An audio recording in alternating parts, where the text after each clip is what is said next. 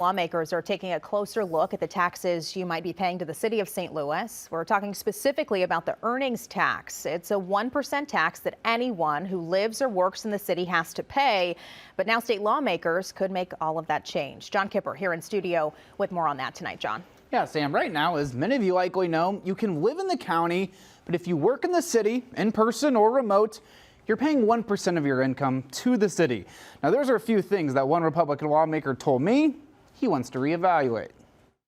I work really hard for my money and I feel like we're taxed enough. Whether you're in a rural area or the city of St. Louis, people don't like paying taxes, including the earnings tax. I think that the city gets a lot of enough taxes from some of the revenue that's already coming in. Now state lawmakers will evaluate the earnings taxes in St. Louis and Kansas City. A special state House committee is tasked with sifting through data on the earnings tax and how Missourians are affected by it. In 2021, city residents resoundingly reapproved the tax by a 79 to 21% margin. But State Rep Tony Lavasco told me over the phone he thinks anyone paying the tax, regardless of where they live, should also have a say. Helen Rattler lives in the city of St. Louis.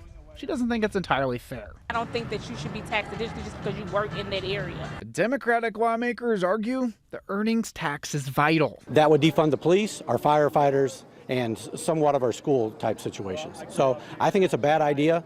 I think we should leave our communities to be able to finance their own stuff. Last week, State Senator Doug Beck of St. Louis County pointed to numbers showing just through this tax, 36% of city government is funded, and it supports almost every major city function. And so cutting it, or even crippling it, could lead to budget issues in the city. The state doesn't pick up their side on public education as it is. They're not paying for the police. They're not paying for the firefighters. Those are local issues. Still, folks like Timothy Coates believe the city would find the money elsewhere. It comes from my father. He always told me, don't ever vote for more taxes. They're going to keep figuring out ways to tax you. They already take enough of our money. Now, there was a lawsuit earlier this year that ruled the city illegally charged earning tax on remote workers in St. Louis County. But the city appealed, and it's still being fought in court. Now, on St. Louis City's website, it still says remote workers need to pay the tax. Reporting in studio, John Kipper, First Alert 4. We'll monitor what comes out of that. John, thank you. The next day.